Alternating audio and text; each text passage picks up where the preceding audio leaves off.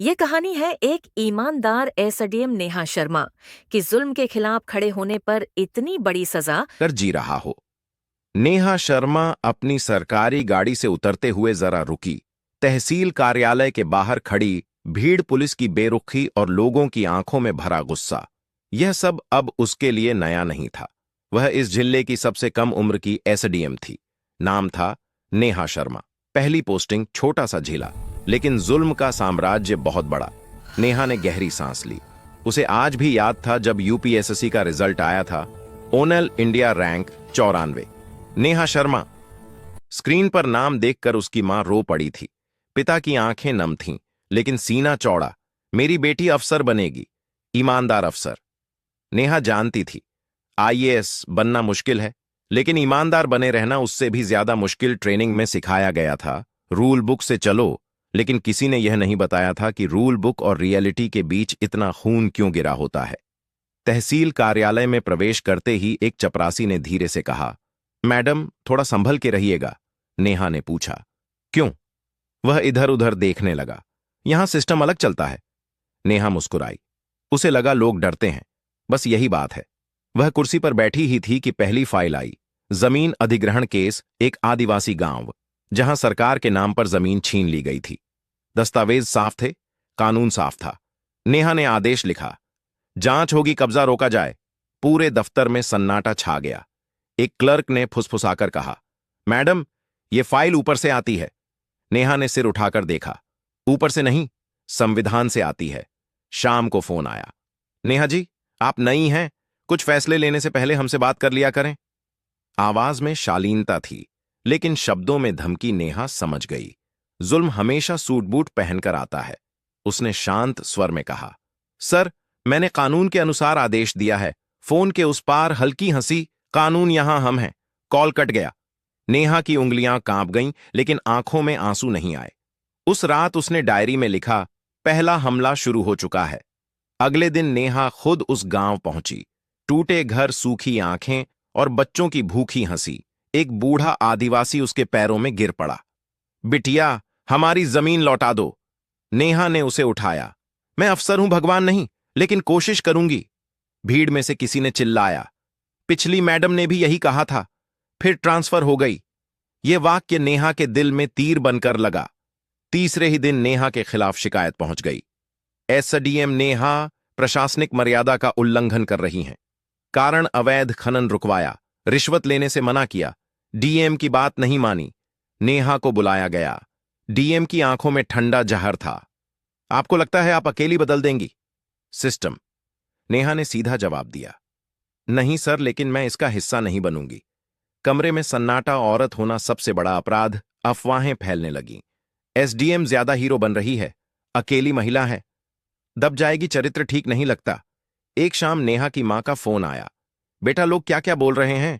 नेहा चुप रही। फोन रखने के बाद वह पहली बार रोई, लेकिन यह रोना कमजोरी का नहीं, आग का था। उस रात उसने लिखा, अगर मैं झुक गई तो कल कोई और लड़की खड़ी नहीं हो पाएगी। अगले दिन नेहा ने एक बड़ा फैसला लिया।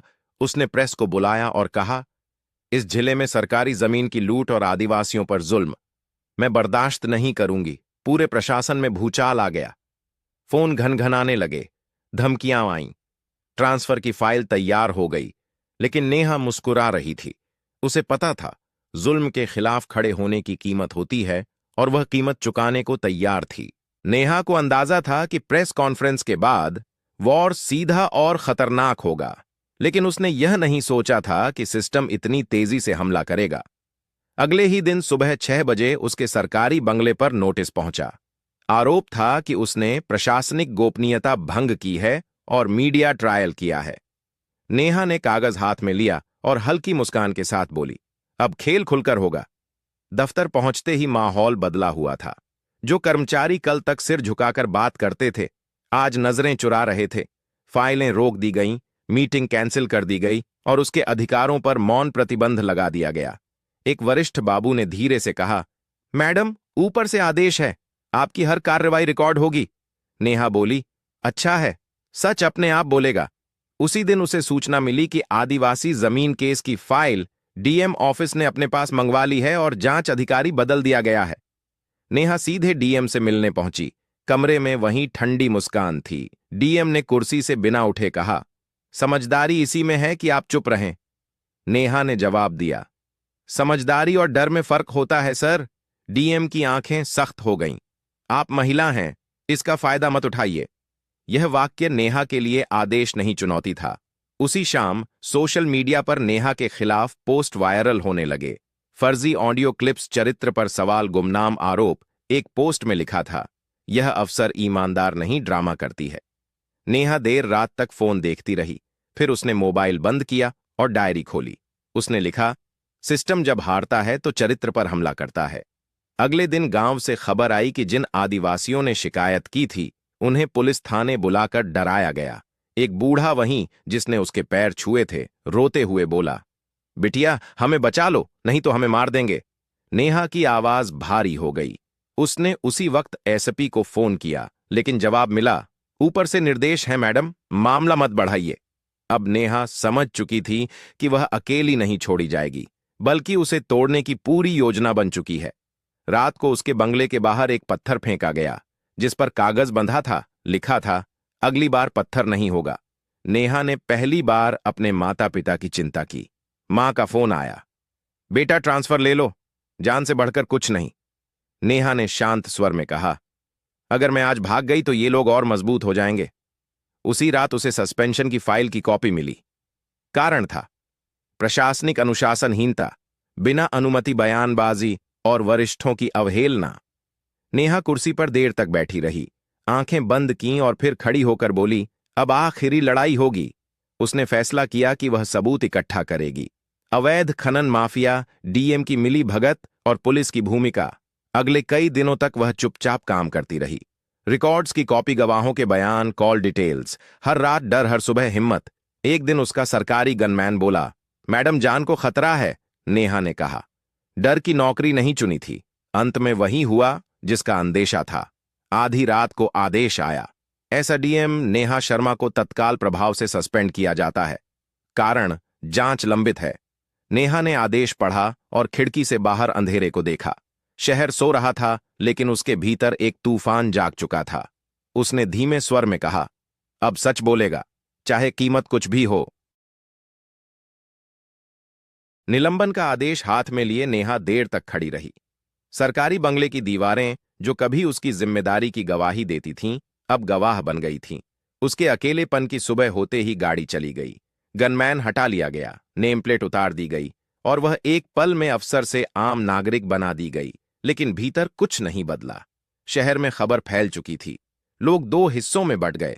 कुछ बोले ईमानदार थी, इसलिए हटाई गई, और कुछ बोले देखा ज्यादा उड़ रही थी, नतीजा सामने है। नेहा ने अखबार नहीं पढ़ा, उसने मोबाइल नहीं खोला। वह जानती थी कि अब असली लड़ाई अंदर की है। मां उसे अपने साथ ले जाना चाहती थी, लेकिन नेहा ने मना कर दिया। उसने कहा, यह लड़ाई यहीं लड़ी जाएगी जहां जुल्म हुआ था। वह एक छोटे से किराए के कमरे में रहने लगी। खिड़की से वहीं तहसील दिखती थी, जहां कभी वह आदेश दिया करती थी। रातें लंबी हो गईं, नींद कम और सवाल ज्यादा।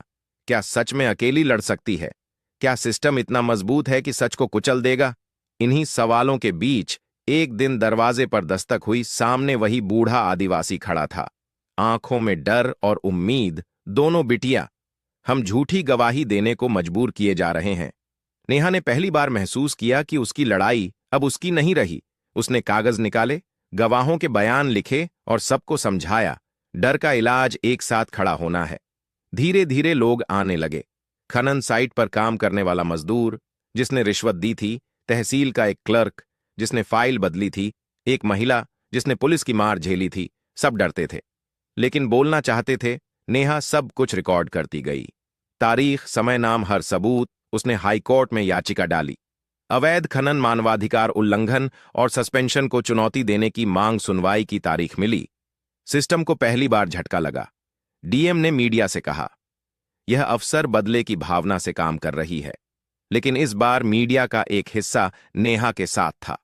सोशल मीडिया पर हैशटैग चला, I stand with Neha, Neha Sharma, वही लड़की जिस पर चरित्र के आरोप लगाए गए थे, अब संविधान की भाषा बोल रही थी।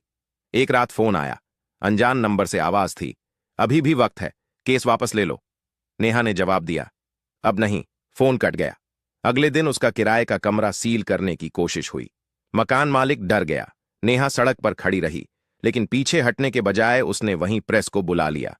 कैमरे के सामने वह रोई नहीं। उसने कहा, आज मेरे पास पद नहीं है, लेकिन सच है और यही मेरी ताकत है। यह दृश्य वायरल हो गया। लोग पहली बार समझ रहे थे कि जुल्म सिर्फ गांवों में नहीं, सिस्टम के गलियारों में भी होता है। हाईकोर्ट में पहली सुनवाई हुई। जज ने पूछा, सस्पेंड अफसर होकर भी आप इतना रिस्क क्यों ले रही हैं? नेहा ने जवाब दिया, क्योंकि अगर मैं चुप रही तो कानून सिर्फ किताब में रह जाएगा। अदालत ने जांच एजेंसी को निर्देश दिए और डीएम के फैसलों पर सवाल उठाए। यह पहली दरार थी। उस रात नेहा छत पर खड़ी होकर आसमान देखती रही। उसे डर नहीं था, थकान थी, लेकिन विश्वास भी था। उसने खुद से कहा, शायद मैं जीतूं या हारूं, लेकिन अब पीछे नहीं हट। हाईकोर्ट की इमारत उस दिन सामान्य से ज्यादा शांत थी, लेकिन भीतर लड़ाई तेज थी। नेहा अदालत के गलियारे में खड़ी थी। उसके हाथ में फाइलें नहीं थीं, सिर्फ एक डायरी थी। वही डायरी जिसमें हर डर, हर सच दर्ज था। सरकार की ओर से वरिष्ठ वकील खड़े थे। भाषा भारी थी, दलीलें तकनीकी थीं, लेकिन जज की नजरें बार बार नेहा पर टिक जाती थीं, क्योंकि वह किसी पद के लिए नहीं, बल्कि न्याय के लिए खड़ी थी। सुनवाई शुरू हुई। सरकारी वकील ने कहा, यह अवसर भावनात्मक है। प्रशासन चलाने के लिए अनुशासन चाहिए। नेहा के वकील ने एक एक कर सबूत रखे। अवैध खनन की तस्वीरें बदली गईं। फाइलें, डराए गए गवाहों के बयान, कॉल रिकॉर्ड्स जिनमें डीएम का नाम था। अदालत में सन्नाटा छा गया। जज ने डीएम से पूछा, क्या आप इन दस्तावेजों को नकारते हैं? डीएम पहली बार असहज दिखे। उन्होंने कहा, जांच चल रही है। तभी अदालत ने आदेश दिया, स्वतंत्र जांच एजेंसी गठित होगी और नेहा का सस्पेंशन प्रथम दृष्टया गलत माना जाता है। यह शब्द नेहा के लिए सांस की तरह थे। बाहर मीडिया थी, सवाल थे, कैमरे थे, लेकिन नेहा ने सिर्फ इतना कहा, सच को वक्त लगता है पर वह मरता नहीं। जांच शुरू हुई। एजेंसी के अफसर गांव गांव गए। खनन साइट सील हुई। पुलिस अधिकारियों से पूछताछ हुई। जो अफसर कल तक ताकतवर थे, आज जवाब दे रहे थे। डीएम के घर पर छापा पड़ा। नकदी, दस्तावेज और बेनामी खातों का खुलासा हुआ। शहर में वही लोग जो नेहा को दोषी कहते थे, अब चुप थे। कुछ माफी मांग रहे थे, लेकिन नेहा का चेहरा बदले से खाली था। एक शाम जांच अधिकारी ने कहा, मैडम, आपने अकेले सिस्टम को हिला दिया। नेहा ने जवाब दिया, अकेली नहीं थी, मेरे साथ सच था। अदालत ने अगली सुनवाई में कहा, जांच रिपोर्ट आने तक नेहा को बहाल किया जाए। वह दिन ऐतिहासिक था। वही तहसील, वही कुर्सी। लेकिन इस बार नेहा ने बैठते ही आंखें बंद कर लीं।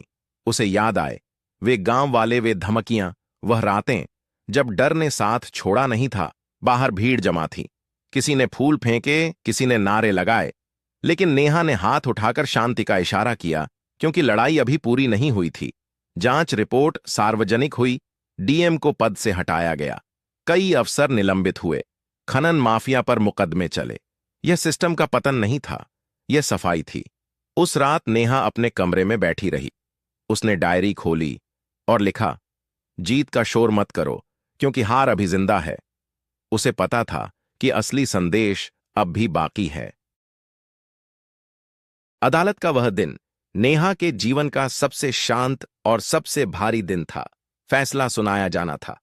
बाहर वही लोग खड़े थे जिनकी जमीन छीनी गई थी, जिनकी आवाज दबाई गई थी और जिनके लिए नेहा ने सब कुछ दांव पर लगाया था। जज ने निर्णय पढ़ना शुरू किया। जांच रिपोर्ट को स्वीकार करते हुए अदालत ने कहा कि अवैध खनन प्रशासनिक संरक्षण में हुआ और एसडीएम नेहा शर्मा के खिलाफ की गई कार्रवाई दुर्भावनापूर्ण थी। डीएम को सेवा से बर्खास्त किया गया। जिम्मेदार अधिकारियों पर आपराधिक मुकदमे दर्ज करने का आदेश हुआ और नेहा को न सिर्फ बहाल किया गया, बल्कि उसके साहस और ईमानदारी के लिए प्रशंसा भी की गई। अदालत में बैठे आदिवासी की आंखों से आंसू बह निकले। नेहा ने सिर झुका लिया, क्योंकि वह जानती थी कि यह जीत किसी एक की नहीं थी। बाहर मीडिया ने घेर लिया। सवाल पूछे गए, आपने सिस्टम से लड़ने की हिम्मत कहां से पाई? नेहा ने कहा, हिम्मत बाहर से नहीं आती। जब आप किसी की चीख सुनते हैं और चुप नहीं रहते, तब हिम्मत पैदा होती है। सरकार ने बाद में नेहा का तबादला किया, लेकिन सजा के तौर पर नहीं, बल्कि एक बड़े और संवेदनशील जिले की जिम्मेदारी देकर वह फिर से उसी कुर्सी पर बैठी। लेकिन अब उसकी नजरें बदली हुई थीं। पहले दिन उसने कार्यालय की दीवार पर संविधान की प्रस्तावना लगवाई और कर्मचारियों से कहा, यह हमारा असली बॉस है। गांवों में जमीन लौटाई गई, खनन बंद हुआ, बच्चे स्कूल गए और बूढ़े चैन से सो पाए। एक दिन वही बूढ़ा आदिवासी आया, हाथ में मिट्टी थी। बोला, बिटिया, यह अब फिर हमारी है। नेहा की आंखें भर आईं। रात को उसने अपनी आखिरी डायरी एंट्री लिखी, अफसर होना ताकत नहीं, जिम्मेदारी है, और अगर कभी चुनना पड़े तो कुर्सी से ज्यादा सच चुनना। कहानी यहां खत्म नहीं होती, क्योंकि हर जिले में कोई नेहा खड़ी हो सकती है और हर जुल्म के सामने कोई न कोई सच खड़ा होगा।